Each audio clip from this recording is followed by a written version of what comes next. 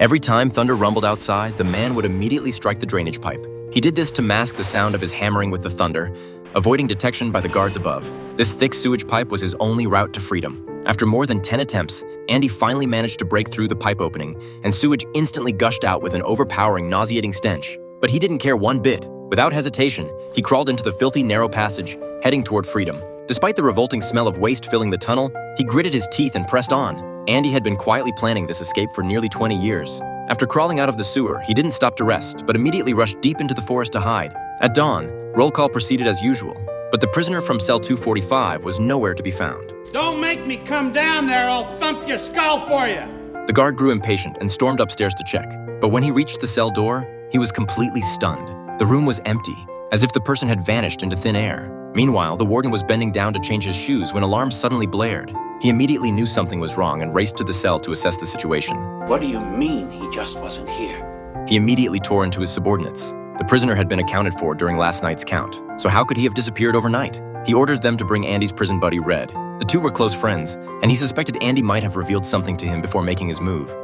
Also, Warden. Not a word. This made the warden even more furious because nothing like this had ever happened since the prison was built. Seething with rage, he grabbed a rock and hurled it at the poster on the wall, but was surprised to hear a hollow sound. Alert now, he moved closer to investigate and discovered the rock had gone right through the poster, creating a hole. He quickly tore down the entire poster, revealing a wide tunnel that led directly outside the prison. Everyone was absolutely speechless at what they saw. No one could imagine when Andy had managed to dig that tunnel. Guards immediately launched a massive manhunt with bloodhounds, searching all day but finding only a small hammer worn down to almost nothing and a tattered prison uniform. Even then, the guards could hardly believe that Andy alone, with just that tiny hammer, had managed to dig such a long escape tunnel. Initially, Andy had simply wanted to carve his name into the wall but accidentally discovered the wall was extremely easy to chip away. Since he had always been interested in geology, he quickly realized the key issue. This aging, poorly maintained prison had walls that had become brittle and weak due to weathering. This discovery made him realize he might have stumbled upon the opportunity of a lifetime. From then on, whenever he had free time, he would quietly chip away at the wall, using the poster as perfect cover. He would secretly dump the debris through his pant legs during patrol rounds. The hammer had been something he asked Red to get for him. Red had been in prison for 20 years and had connections everywhere. He could get almost anything except keys. Even so, there was no avoiding the occasional surprise inspection. Andy knew full well that if this secret was exposed, he would be a dead man. To avoid suspicion, he pretended to be absorbed in reading, and when the warden brought people for sudden inspections, he did his best to stay calm and show no signs of anything unusual. The guards behind him practically turned his small cell upside down, checking even the cracks in his chair. Andy silently prayed that no one would lift that poster. Fortunately, the search turned up nothing. Just as everyone was preparing to leave, the warden, who had been silent for a while, suddenly stepped forward and picked up the Bible from Andy's hands. Any favorite passages? Watch ye therefore, for ye know not when the master of the house cometh. Mark 13:35. As it happened, the warden was also a Bible enthusiast, so he quite appreciated Andy's devotion. Although prison rules forbade inmates from hanging posters, he made an exception and let Andy slide. Before leaving, he handed the Bible back to Andy and said meaningfully, "Salvation lies within." In fact, this Bible was exactly where Andy hid his hammer. That hammer was his true path to salvation. Andy was a bank employee who had been sentenced to 2 consecutive life terms for allegedly murdering his wife and her lover. In reality, he was innocent. That night, he had gotten drunk and originally intended to take a weapon to scare them, but after hesitating for a long time, he never went upstairs because he didn't want to break the law. He finally chose to drive away and threw the gun into the river. Unexpectedly, the next day, his wife and her lover were both found murdered, and the murder weapon was a gun identical to Andy's. Based on this evidence, the judge determined his guilt and sent him to Shawshank Prison. Whenever new inmates arrived, the old-timers would place bets on who would be the first to break down and cry. At first, Red didn't think much of Andy, figuring he looked too weak and would easily get picked on. The other inmates were certain that the fat guy would be the first to crack and beg for mercy. Seeing the expectant expressions on all those old cons' faces, Andy couldn't help but feel scared, unable to imagine spending the rest of his life in this place. After the new arrivals came in, the warden began explaining the prison rules. At that point, one prisoner suddenly asked when they would get to eat, but the warden didn't answer and he just nodded to a guard beside him. You eat when we say you eat. You shit when we say you shit, and you piss when we say you piss. You got that, you maggot dick motherfucker? That night, after lights out, the inmates gathered at their cell doors, ready to witness the outcome of their bet. Surprisingly, Andy remained completely calm and didn't make a sound, while the fat guy who had come in with him was scared out of his wits, crying and begging for mercy. Because he was so loud, the captain and his men came running and dragged him out of his cell for a brutal beating. That fat guy died mysteriously on his very first night. But in this place, one prisoner's life meant absolutely nothing. Everyone continued with their normal routine, eating and drinking as usual, and no one would remember him. Soon enough, Andy ran into trouble too. A group of inmates calling themselves the Sisters started picking on him. They were a little clique within the prison. Facing continuous harassment from these three, Andy fought back hard, and before the old wounds on his face could heal, new ones kept appearing. One day, the prison roof needed repairs, and the warden selected 10 prisoners to do the work. All the inmates knew this kind of special assignment meant special treatment, so everyone wanted in, but spots were limited. Red, with all his experience, wasn't stumped. He bribed a guard with 10 packs of cigarettes and successfully got all his buddies selected. Andy was among them. Red understood Andy's situation and wanted to help this poor guy out. At least during the repair work, those 3 bullies wouldn't bother him. Unexpectedly, this actually gave Andy a chance to turn things around. While chatting with a colleague, the captain casually mentioned that after his brother died, he left behind a substantial inheritance, including $35,000 meant for him. But the government wanted to tax nearly half of it, which was giving him a major headache. As a banker, Andy immediately saw a golden opportunity and walked straight over, shocking everyone around him. Do you trust your wife? Hearing this, the captain immediately felt insulted and almost wanted to shove Andy off the roof. Andy quickly told him he could help the captain get that inheritance without paying taxes. All he had to do was transfer the inheritance to his wife. According to tax regulations, this would eliminate some of the tax burden. He'd just need to spend a little money hiring a lawyer to file the paperwork, and Andy could handle it himself without even charging attorney fees. Beyond that, Andy made one condition. If things worked out, he wanted to treat everyone to 3 bottles of ice-cold beer. The captain knew Andy was an expert in this area and agreed without hesitation. A few days later, Red and the others actually got to enjoy those cold drinks. For them, this was the height of luxury, and it was paid for by that tough-as-nails captain himself. Sunlight fell on each of them, and for that moment, they didn't feel like prisoners anymore, but like regular working folks enjoying an afternoon break after finishing their job. This was exactly what Andy had hoped to see, letting everyone experience, even if just briefly, the kind of normal life that people on the outside took for granted. After this incident, neither guards nor inmates dared to underestimate Andy anymore. The captain also helped teach those 3 bullies who had been picking on him a lesson. Actually, all of this was the warden's doing, because he had his eye on Andy's background as a banker and figured he'd come in handy down the road. Andy was subsequently transferred from the laundry to work in the library, where he was accompanied by an old man who had been in prison for 50 years. The library work was simple and easy, mainly just keeping records when people came to borrow books. Because Andy had successfully helped the captain with his tax evasion case, other guards soon started coming to him for help. To make his prison life go more smoothly, Andy rarely turned down any request and came up with solutions for all of them. Within a month, he had handled tax refunds for half the guards. Soon, he became famous throughout the prison, and even the warden personally came to him for assistance. Due to his busy workload, sometimes Red would be called in to help too. To expand the library so more people could read new books, Andy applied to the warden for funding. But the warden said the prison was financially strapped and had no extra money. The only option was to apply for an appropriation from the state legislature. After getting permission, Andy began writing weekly letters to the state legislature requesting funding, but each one disappeared without a trace. Still, he never gave up and kept writing for 6 years. One day, something strange happened in the library. The old man held a knife to a fellow inmate's throat. He did this because he wanted to stay in prison. He was about to be released soon, but after Andy talked him down, the old man finally let go of his hostage and accepted the reality that he had to leave. Nobody understood why the old man was so attached to prison life.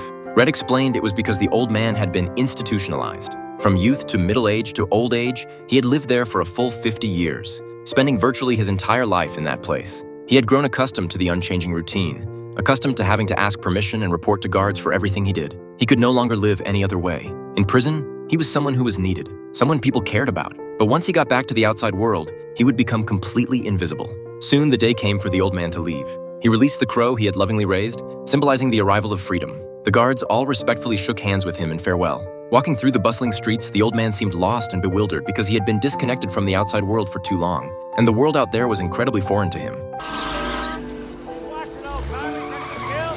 50 years ago, he had only seen one car, but now they were everywhere on the streets. The prison arranged temporary housing for him and a job as a bag boy at a supermarket.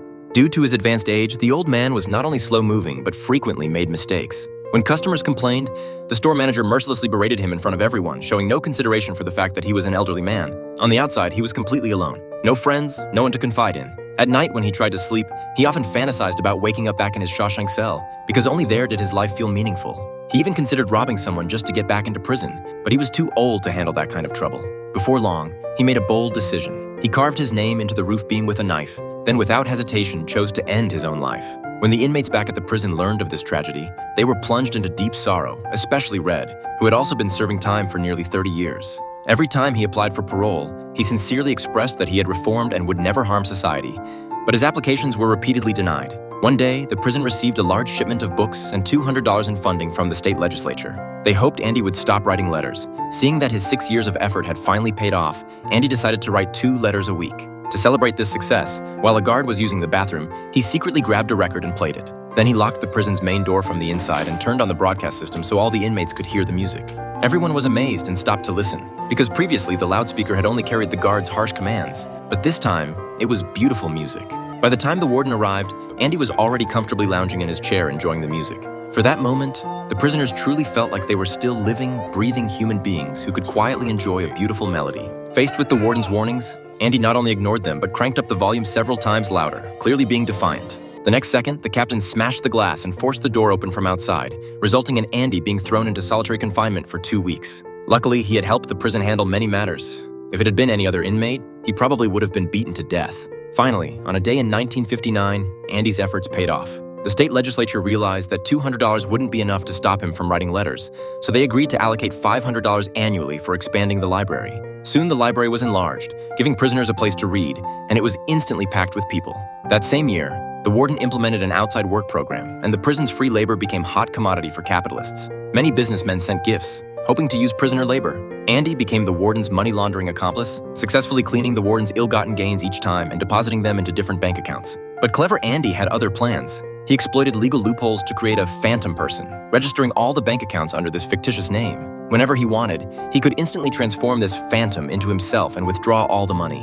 One day in 1960, the prison welcomed a new batch of inmates, including a prisoner named Tommy who particularly stood out. He had been arrested for burglary. This wasn't his first time serving time, so he quickly fit in with the other inmates, including Andy and Red. Tommy was full of enthusiasm for life, and everyone liked his sunny, optimistic personality. One day, Tommy came to Andy saying his wife had given birth to a daughter. He planned to turn his life around after getting out and asked Andy to tutor him, hoping to earn his diploma while in prison. Andy agreed. He could help a young person get out of trouble while giving himself something to do to pass the time. Tommy was smart and learned much faster than most people. During his time with Andy, he became curious about why Andy was in prison. During a casual conversation with Red, he couldn't help but ask. Red told him the truth, and Tommy was stunned. Then he shared a story from his past. 4 years earlier, while serving time in another prison, a new cellmate arrived who specialized in burglary and liked to brag about his crimes. His most recent case involved a golf instructor. He had broken into the man's house and happened to see the instructor talking with a woman. In his rage, he killed them both. He only learned afterward that the woman was married and her husband was a big-shot banker. That man was none other than Andy. Andy suddenly understood how he had been framed all those years ago. He immediately went to the warden, hoping to reopen his case and clear his name. Unexpectedly, the warden, wanting to keep Andy as his cash cow, claimed this was a lie Tommy had made up to curry favor with Andy. Andy realized the warden was afraid he'd talk after getting out, so he promised he would never reveal anything and would continue doing the books for him. The moment those words left his mouth, the warden flew into a rage and sentenced him to a month in solitary. Not only that, but that very night the warden met with Tommy, and after learning the story was true, he had the captain kill Tommy under the pretense of an attempted escape. Just like that, a father who was only 1 year away from seeing his daughter, a young man full of hope for life, died for no reason. Afterward, the warden went to Andy in solitary and tried to convince him to return to work. When Andy refused, the warden threatened to burn down the library, strip other prisoners of their reading privileges, and put him in a cell with the sisters. Finally, Andy had no choice but to give in, but he was already brewing a bold plan in his mind. Later, he went to Red to say goodbye and shared his dream. He wanted to go to a small town called Zihuatanejo near the Pacific Ocean, where he planned to buy an old boat to fix up and open a restaurant to live out his golden years. After saying all this, he asked Red for a favor. If he ever got out of prison, please go to Buxton, and at the big tree at the north end of that hayfield, there's a stone wall where a black volcanic rock is hidden at its base. There's something buried under it I want you to have. Red was shocked to hear this, and didn't understand why Andy was suddenly saying such strange things. He figured Andy must have been mentally affected by recent events. That day, Andy went through his usual routine of laundering money for the warden. While the warden was opening the safe, he quietly switched the documents in his hands. The warden didn't notice a thing and let Andy successfully place the forged papers into the safe. Before leaving, the warden specifically reminded Andy to remember to polish his shoes. But after Andy shined the shoes, he actually put them on himself. Seeing Andy's dazed expression, Red couldn't help but feel uneasy. That night, after lights out in the prison, Andy took off his prison uniform, revealing a stolen suit underneath, one he had lifted from the warden's office. For 20 years, he had been digging that secret tunnel, and now it was finally complete. He quietly escaped under cover of darkness, and the next day showed up at the bank, withdrew all the assets under the warden's name, bought a sports car, and left the city. When the warden opened the safe again, all he found was that Bible. By the time he opened the book and discovered the hollow compartment inside, it was already too late. Andy had long since sent evidence of the warden's money laundering and murder to the media, quickly drawing the FBI's attention. The captain, as an accomplice, naturally couldn't escape justice either. The warden knew that once he was behind bars, he'd either get the death penalty or be killed by other inmates. Rather than face that humiliation, he ultimately chose suicide, even in death. He never understood how Andy had completely destroyed him. Though Andy had escaped from prison, his legend lived on within those walls. Everyone admired him. How could someone who seemed so mild-mannered pull off such an incredible feat? After the warden's death, conditions in the prison improved noticeably. At this point, Red faced his third parole hearing. After being locked up for a full 40 years, the review board finally approved his release. Like the old man before him, he put on a clean suit and walked out of prison under everyone's gaze. But walking down the road afterward, his expression remained bewildered. He was placed in the same room the old man had lived in and also took a job at the supermarket, but he still couldn't adapt to the outside world. Restroom break, boss? You don't need to ask me every time you need to go take a piss. Just go, understand? Originally, he too had thoughts of suicide, planning to follow the old man's path, but his promise to Andy kept him going. Finally, he decided to follow Andy's directions and go to that specific location. After crossing the mountains, he found that distinctive tree and walked along the stone wall until his eyes fell on that black volcanic rock. He moved the stone and sure enough found an iron box hidden underneath. After making sure no one was around, he opened the box. Inside was a letter and a stack of cash. In the letter, Andy wrote that in the town of Zihuatanejo, he had already set up a chessboard for Red and was just waiting for him to come. After reading that letter, Red finally understood. Hope is a beautiful thing, maybe the most beautiful thing in the world, and it doesn't fade with time or ever leave us. Back home, Red packed his belongings. He left "Red was here" written on the wall, then took a long-distance bus all the way to the seaside town of Zihuatanejo. There, Andy was on the beach working on an old boat, quietly waiting for his arrival.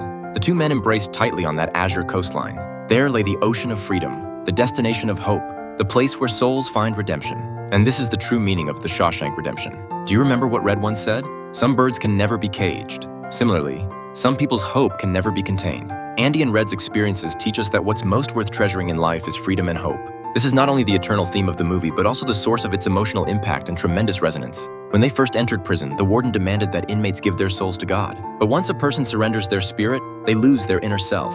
From that moment on, Shawshank imprisoned not just their bodies, but their will and hope.